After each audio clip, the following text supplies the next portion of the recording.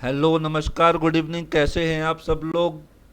उम्मीद है कि अच्छे होंगे, अपने अपने घरों में अपने अपने परिवारजनों के साथ सुरक्षित होंगे। मैं सोनी शर्मा स्वागत करता हूं आप सभी का आपके अपने इस यूट्यूब चैनल पर, जिसका नाम है लीगल सुपरफास्ट, जहां पर हम बात करते हैं लॉ स्टूडेंट्स को, जुडिशरी के स्टूडेंट्स को, उनकी तैयारी के दौरान आने वाली समस्याओं के बारे में, बेयर एक्ट की लैंग्वेज को, बेयर एक्ट की लॉ मैन की लैंग्वेज को ले मैन की लैंग्वेज में कैसे कन्वर्ट करके पढ़ा जाए, कैसे उसे समझा जाए, हम इस बारे में बात करते हैं। तो आज ज़्यादा समय न लगाते हुए हम सीधा अपने टॉपिक के ऊपर आते हैं। हमारा टॉपिक चल रहा था कॉन्स्टिट्यूशन ऑफ इंडिया, भारत का संविधान, जिसमें हमने अभी तक आर्टिकल 28 तक कर लिए थे। 4 फंडामेंटल राइट हमारे हो चुके थे और आज हम पांचवा अपना फंडामेंटल राइट शुरू करेंगे, जिसको कहते हैं कल्चरल एंड एजुकेशनल राइट, जो कि हमारा पांचवा मूल अधिकार है। छोटा सा है, बिल्कुल 2 आर्टिकल हैं इसके अंदर, आर्टिकल 29 और 30, जिसको आज हम डील करेंगे। और ज़्यादा देर न करते हुए शुरुआत करते हैं आज के अपने छोटे से सेशन की, जिसके अंदर केवल 2 आर्टिकल के बारे में हम बात करेंगे, आर्टिकल 29 और आर्टिकल 30। तो हमारा जो पांचवा जो फंडामेंटल राइट है, कल्चरल एंड एजुकेशनल राइट, यानी क्या कहते हैं आपका सांस्कृतिक तथा शैक्षणिक अधिकार, ये किसके बारे में बात कर रहा है? एक्चुअली ये जो है आपका पांचवा जो फंडामेंटल राइट है, कल्चरल एंड एजुकेशनल राइट, ये माइनॉरिटीज़ के इंटरेस्ट के बारे में, माइनॉरिटीज़ के राइट के बारे में बात करता है कि माइनॉरिटीज़ के क्या क्या एजुकेशनल और कल्चरल राइट्स होंगे,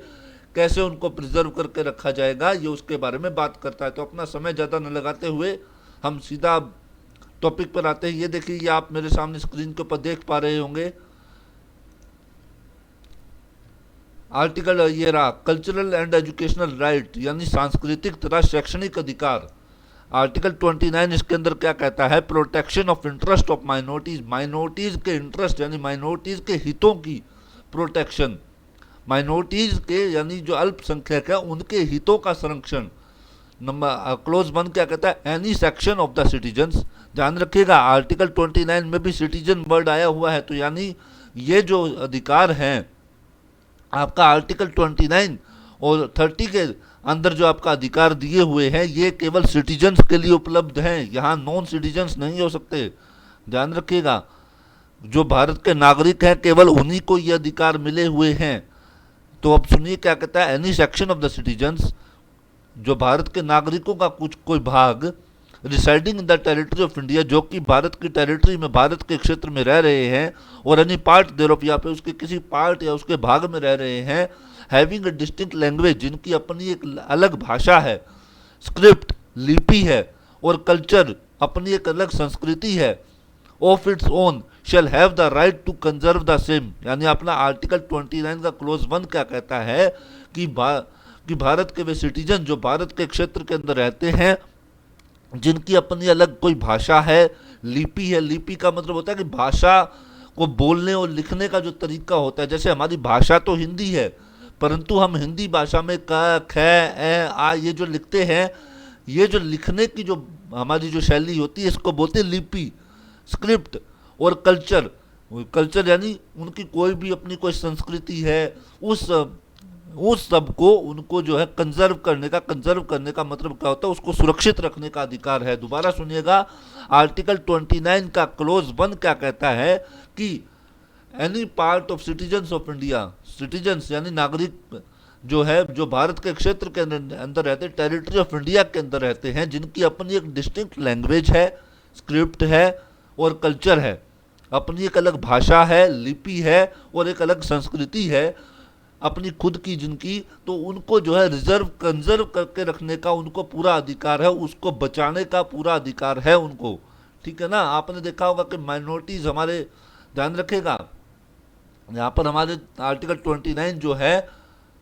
वो धार्मिक आधार पर माइनॉरिटीज के बारे में बात नहीं करता है। आर्टिकल 29 का क्लोज 1 धार्मिक जो है उसकी माइनॉरिटी की बात नहीं करता, ये बात करता है लिंग्विस्टिक की, जिसकी अपनी लैंग्वेज है, जिसकी अपनी स्क्रिप्ट यानी लिपि है और जिसकी अपनी संस्कृति है। तो ये 3 तरह की माइनॉरिटी की बात करता है, मतलब जिसकी अपनी लैंग्वेज है, जिसकी अपनी संस्कृति है, जिसकी अपनी लिपि है, और उस माइनॉरिटीज़ को जो है अपनी उस भाषा को, अपनी संस्कृति को, अपनी लिपि को सुरक्षित रखने का पूरा अधिकार है, ये अपना आर्टिकल 29 का क्लोज 1 कहता है। उसके बाद अगला क्या कहते हैं, अगला आर्टिकल 29 का clause 2, no citizen shall be denied admission into any educational institution maintained by the state or receiving aid out of state fund on ground only of religion, race, caste, language और any of them. Article 29 का clause 2 क्या कहता है, ये basically जो minorities के जो educational institutions हैं उनके बारे में बात करता है। क्या कहता है कि जो एजुकेशनल इंस्टीट्यूशन, जो शैक्षणिक संस्थान स्टेट के द्वारा मेंटेन किए जाते हैं या स्टेट फंड में से किसी भी प्रकार की एड यानी सहायता प्राप्त करते हैं, उनमें किसी भी सिटीजन को, भारत के किसी भी नागरिक को रिलीजन, धर्म, रेस, वर्ण, जाति, कास्ट, लैंग्वेज या और भाषा और एनी ऑफ देम और इनमें से किसी भी ग्राउंड पर जो है एडमिशन से उसको मना नहीं किया जाएगा। दोबारा सुनिएगा कि आर्टिकल 29 का क्लोज 2 क्या कहता है, सॉरी, आर्टिकल 29 का क्लोज 2 कहता है कि जो एजुकेशनल इंस्टीट्यूशन स्टेट के द्वारा मेंटेन किए जाते हैं या स्टेट फंड में से जो एड यानी सहायता प्राप्त करते हैं, उन एजुकेशनल इंस्टीट्यूशन में किसी भी सिटीजन को, किसी भी नागरिक को उसकी धर्म यानी रिलीजन, रेस, वर्ण, कास्ट, जाति और लैंग्वेज यानी भाषा और या फिर एनी ऑफ देम, इनमें से कोई भी एक ग्राउंड उस पर जो है उस सिटीजन को जो इस ग्राउंड पर उस एजुकेशनल इंस्टीट्यूशन में एडमिशन से मना नहीं किया जाएगा। मतलब जो माइनॉरिटीज के जो एजुकेशनल इंस्टीट्यूशंस है उसके अंदर कोई भी व्यक्ति, चाहे वो किसी भी धर्म, जाति का हो, किसी भी भाषा का हो, वो उसके अंदर एडमिशन ले सकता है। ये आर्टिकल 29 का क्लोज 2 बेसिकली माइनॉरिटीज के जो एजुकेशनल इंस्टीट्यूशंस है उसमें एडमिशन के बारे में बात करता है। दोबारा सुनिएगा, दोबारा देखिएगा, आर्टिकल 29 का क्लोज 2 क्या कहता है, no citizen shall be denied, किसी भी सिटीजन को डिनाई नहीं किया जाएगा admission into any educational institution, किसी शैक्षणिक संस्थान में एडमिशन से मेंटेन्ड बाय द स्टेट, जो स्टेट के द्वारा मेंटेन किया जाता हो, और receiving aid out of state fund, और या जो है वो जो स्टेट फंड होते हैं उससे जो है स्टेट के जो फंड्स होते हैं, स्टेट से जो है किसी भी तरह की, कोई भी स्टेट फंड से जो किसी भी तरह की कोई सहायता प्राप्त करता है, एड रिसीव करता है ऑन ग्राउंड्स ओनली ऑफ, किस किस ग्राउंड पर, रिलीजन, रेस, कास्ट, लैंग्वेज और एनी ऑफ देम, यानी इन 5 ग्राउंड पर जो है, पहला रिलीजन, फिर रेस, फिर कास्ट, फिर लैंग्वेज और 5वां क्या होगा, एनी ऑफ देम, इनमें से कोई भी। तो इस ग्राउंड पर किसी भी सिटीजन को एजुकेशनल इंस्टीट्यूशन में एडमिशन से मना नहीं किया जाएगा। आर्टिकल 29 का क्लोज 2 बेसिकली जो माइनॉरिटीज के जो एजुकेशनल इंस्टीट्यूशन है उसमें एडमिशन के बारे में बात करता है, ठीक है ना। उसके बाद अगला क्या कहते हैं हमारा आर्टिकल 30। आर्टिकल 30 क्या कहता है, right of minorities to establish and administer educational institutions. हमारा जो आर्टिकल 30 है वो जो माइनॉरिटीज़ हैं, जो अल्पसंख्यक हैं, उनको अपने एजुकेशनल इंस्टीट्यूशन को स्थापित करने, अपने शैक्षणिक संस्थान स्थापित करने और उनको एडमिनिस्टर, उनका प्रबंधन, उनका प्रशासन करने की जो है अधिकार देता है।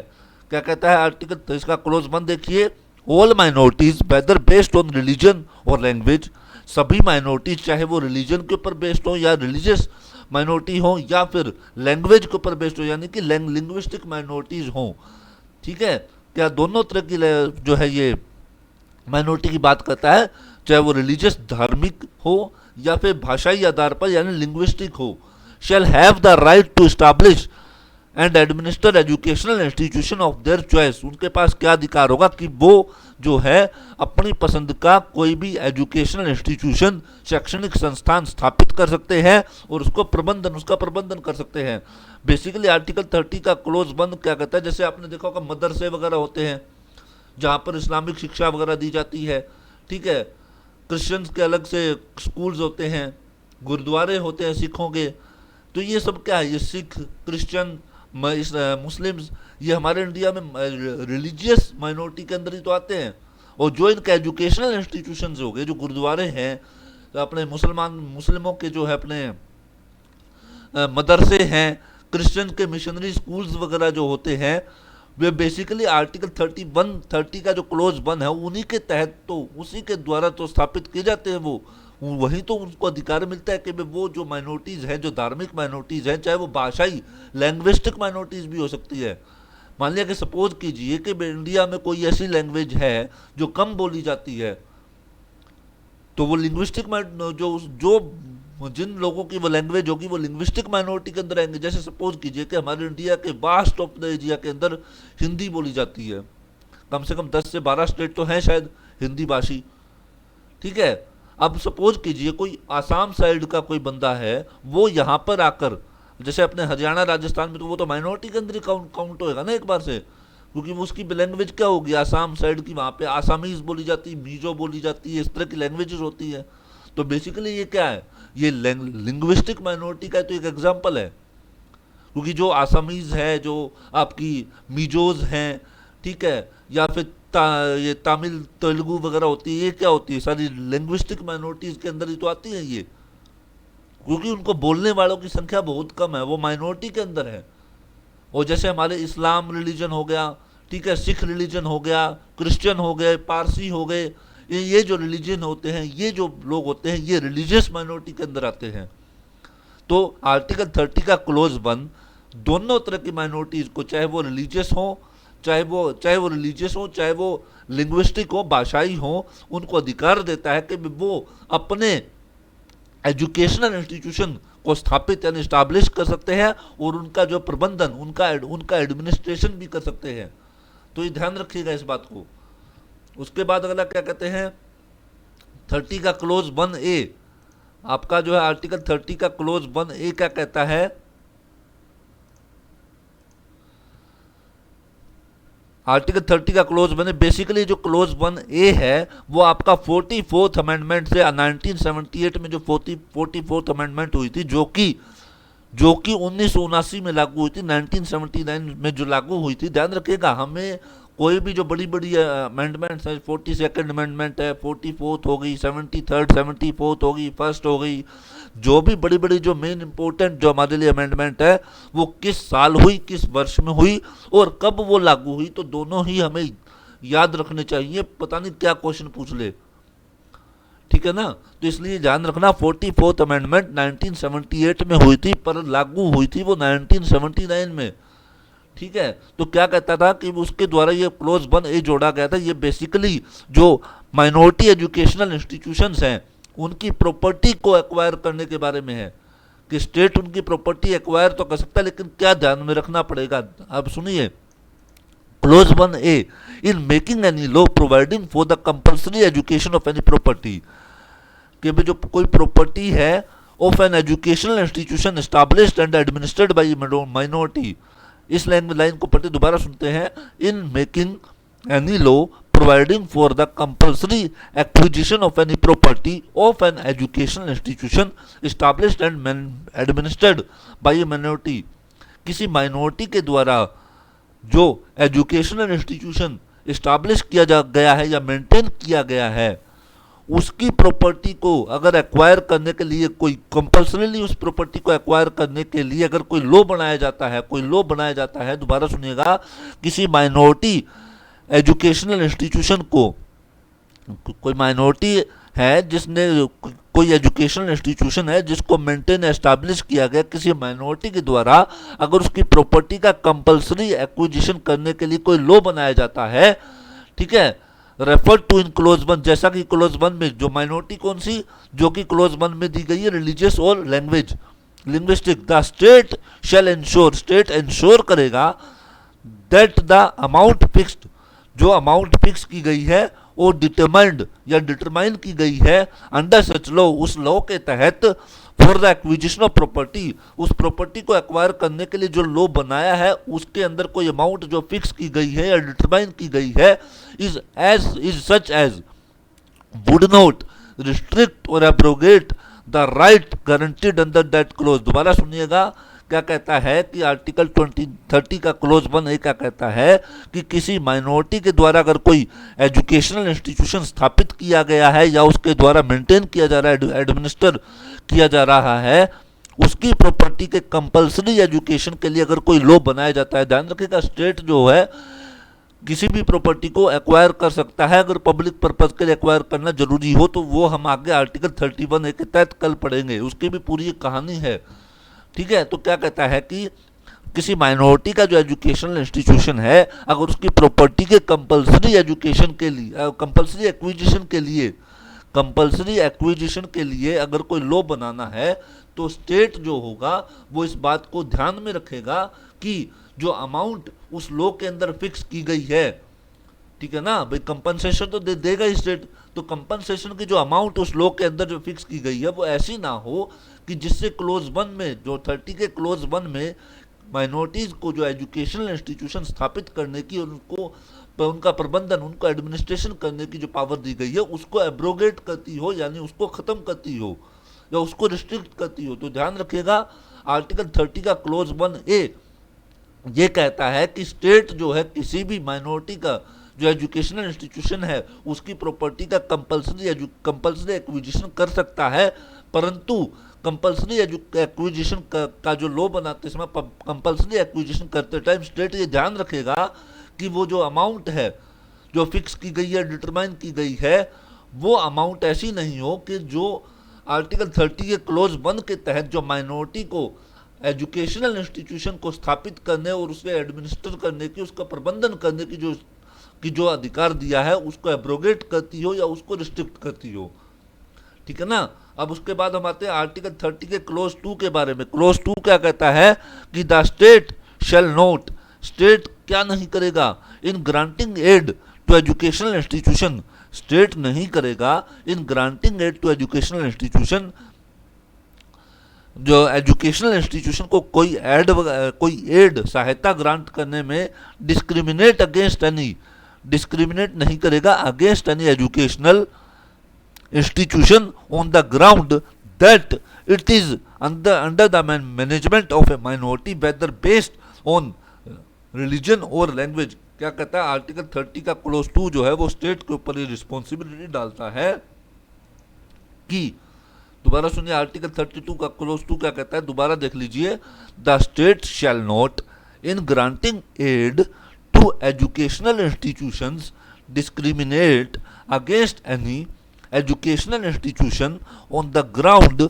that it is under the management of a minority whether based on religion or language। क्या कहता है आर्टिकल 30 का क्लोज 2 देखिए, वो ये कहता है कि स्टेट जो होगा किसी भी एजुकेशनल इंस्टीट्यूशन को ग्रांट प्रोवाइड करते समय, ग्रांट देते समय इस बात पर जो डिस्क्रिमिनेशन नहीं करेगा कि वो एजुकेशनल इंस्टीट्यूशन किसी माइनॉरिटी, चाहे वो धार्मिक रिलीजियस माइनॉरिटी हो या लैंग्विस्टिक माइनॉरिटी हो, उस माइनॉरिटी के द्वारा चलाया जाता है। यानी आर्टिकल 30 का क्लोज 2 क्या कहता है कि स्टेट जो होगा सभी एजुकेशनल इंस्टीट्यूशन को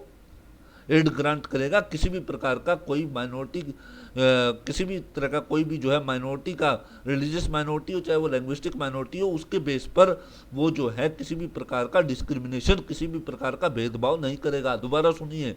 आर्टिकल 30 का क्लोज 2 स्टेट के ऊपर रिस्पॉन्सिबिलिटी डालता है कि स्टेट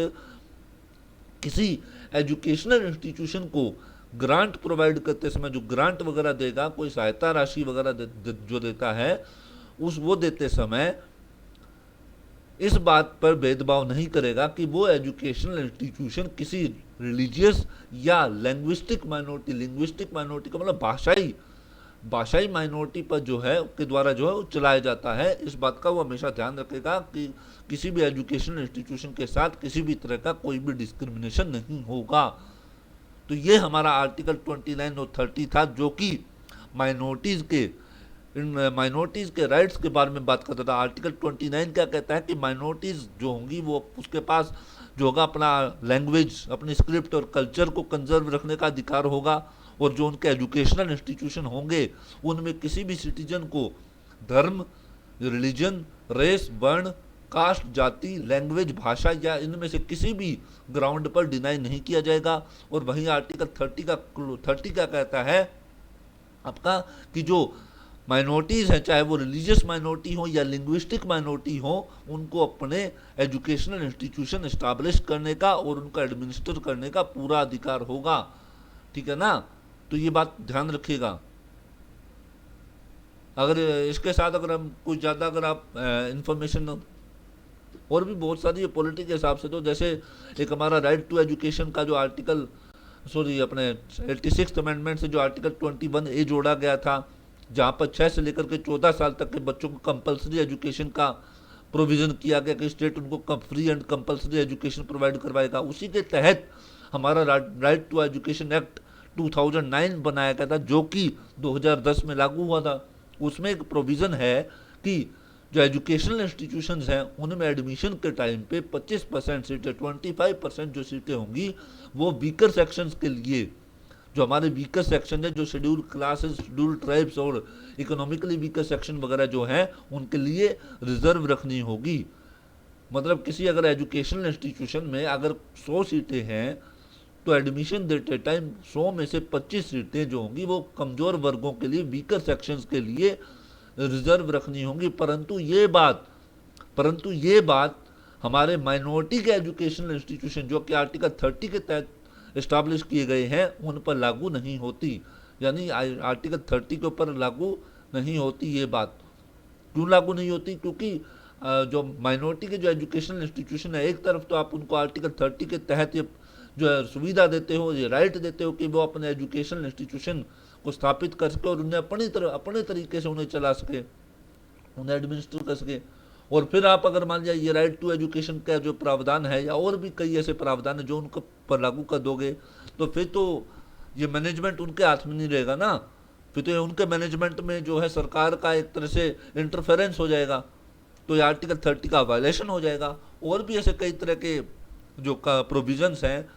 जो गवर्नमेंट के जो इनके माइनॉरिटी के एजुकेशनल इंस्टीट्यूशंस पर लागू नहीं होते, माइनॉरिटी के शिक्षण संस्थानों पर लागू नहीं होते। अब जैसे कल ही हमने एक आर्टिकल 28 पढ़ा था कि किसी भी एजुकेशनल इंस्टीट्यूशन के अंदर कोई रिलीजियस इंस्ट्रक्शन नहीं दी जाएगी। परंतु आप देखते हैं कि मदरसे हैं या अपने और भी कई ऐसे माइनॉरिटी एजुकेशनल इंस्टीट्यूशंस हैं जहाँ पर उनके धर्मों की शिक्षा दी जाती है। जैसे मदरसों के अंदर इस्लामिक शिक्षा दी जाती है, ठीक है। और जो अपने कोई भी ऐसे क्रिश्चियन के मिशनरी स्कूल्स वगैरह होते हैं वहाँ पर भी उनकी शिक्षाएं दी जाती हैं। तो वो क्यों दी जाती है, कहाँ से उनको वो अधिकार मिलता है? उनको वो अधिकार आर्टिकल 30 ने दिया है कि वो अपनी तरह से जो है अपने एजुकेशनल इंस्टीट्यूशन इस्टाब्लिश भी कर सकते हैं और उनको मेंटेन भी कर सकते हैं, उनको एडमिनिस्टर भी कर सकते हैं। तो आज हम बस इतना ही करेंगे। एक्चुअली आज मैं सोच तो रहा था कि आर्टिकल 31A, 31B और 31C भी किया जाए। आर्टिकल 31 तो जो है, जो कि हमारा जो क्या कहते हैं आपका कंपलसरी एक्विजिशन ऑफ प्रॉपर्टी के बारे में बात करता था, प्रॉपर्टी के जो कंपलसरी एक्विजिशन है उसके बारे में बात करता था। ये आपका जो है 44th अमेंडमेंट से हटा दिया गया है, रिपील कर दिया गया है, ठीक है ना। ये राइट टू एक तरह से ये राइट टू प्रॉपर्टी के बारे में ही बात करता था। यहाँ पर आप देख पा रहे होंगे, यहाँ पर स्टार बने हुए हैं। ये इसका जो हेडिंग था वो था राइट टू प्रॉपर्टी, जिसको 44th अमेंडमेंट से जो 1978 में हुआ था वो 1979 में लागू हुआ था। उससे वहाँ से उसको जो है उससे जो है इसको राइट टू प्रॉपर्टी को यहाँ से कॉन्स्टिट्यूशनल मतलब फंडामेंटल राइट्स के अंदर से हटा करके उसको आर्टिकल 300A के तहत एक लीगल राइट बना दिया गया है। मतलब right to property is not more a fundamental right, उसको 44th अमेंडमेंट से फंडामेंटल राइट्स की लिस्ट से हटा करके उसको आर्टिकल 300A के तहत एक लीगल राइट, एक कानूनी अधिकार बना दिया है। और उसके बाद हम जैसे अब हमारा आता है, अगला आता है सेविंग ऑफ सर्टेन लॉज। ये क्या था कि जो हमारा जो राइट टू प्रॉपर्टी उस टाइम पहले हुआ करता था, ये 44th अमेंडमेंट से हटाया गया है। तो इसकी भी एक लंबी कहानी है। मतलब कि सरकार 1951 में सबसे पहले लैंड रिफॉर्म्स लेकर आई थी, फिर वहाँ से लेकर के सरकार और सुप्रीम कोर्ट के आपस में खींचतान चलती रही। केशवानंद भारती केस, गोलकनाथ केस वगैरह, लैंड रिफॉर्म के बहुत सारे केसेस हुए हैं। उनके खिलाफ सुप्रीम कोर्ट में अपील हुई, सुप्रीम कोर्ट कोई जजमेंट देता था, सरकार उसके जजमेंट को जो है नलीफाई करने के लिए कोई अमेंडमेंट ले आती थी, कोई नया एक्ट लैंड रिफॉर्म का ला करके उसको 9 शेड्यूल में डाल देती थी। तो इस तरह से काफ़ी ऐसी लंबी कहानी है। फिर उसके बाद फर्स्ट अमेंडमेंट से जो है आपका आर्टिकल 31A और 31B जोड़ा गया था। 31B वही आर्टिकल है जिससे नाइन्थ शेड्यूल जो है अस्तित्व में आया था, ठीक है ना। और फिर उसके बाद एक 25th अमेंडमेंट से जो आपका 31C जोड़ा गया आर्टिकल, जो कि ये कहता रहा कि जो आर्टिकल 39 है DPSP का, उसके अगर प्रोविजंस को लागू करना है सरकार को, तो वो उसके प्रोविजंस को लागू करते टाइम सरकार जो होगा फंडामेंटल राइट इस पार्ट के जो प्रोविजंस हैं उनको वायलेट कर सकती है, उनका उल्लंघन कर सकती है। तो ये आर्टिकल 31A, 31B, 31C ये अपने आप में कहानी है, छोटी सी इनके ऊपर कहानी है। आज का जो समय होगा वो इसके लिए पर्याप्त नहीं होगा, क्योंकि जब तक हम वो कहानी नहीं समझेंगे, वो क्या क्या केस लॉज वगैरह थे वो हम नहीं समझेंगे, तब तक ये समझ में नहीं आएगा। इसलिए आज के इस टॉपिक को हम यहीं तक रखते हैं। कल हम आर्टिकल 31A, 31B और 31C करेंगे, और फिर उसके बाद आगे अपना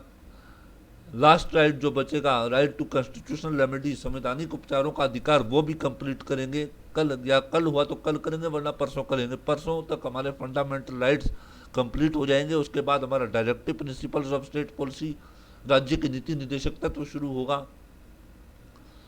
तो प्लीज, कैसा लगा ये आज का ये सेशन आपको?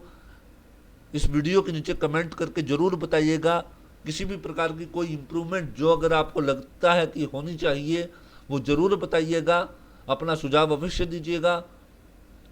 अपने माता पिता का सम्मान कीजिएगा, बड़ों का सम्मान कीजिएगा, स्वतंत्रता व संविधान के मूल्यों का, उनके आदर्शों का सम्मान कीजिएगा, स्वतंत्रता सेनानियों का सम्मान कीजिएगा, हमारे सैनिकों का सम्मान कीजिएगा जो दिन रात बॉर्डर पर हमारी रक्षा करते हैं, हमारे खिलाड़ियों का सम्मान कीजिएगा, महिलाओं का सम्मान कीजिएगा, तथा समय पर अपना कोरोना का टीकाकरण अवश्य करवाइए और कोरोना के विरुद्ध सरकार तथा प्रशासन के अभियान में जो है अपना योगदान दीजिए। जब तक जरूरी ना हो तब तक घरों से ना निकलें, घर में रहें, सुरक्षित रहें, अपने परिवारजनों के साथ रहें। बस आज के लिए हम इतना ही करते हैं। Thank you very much. Good night.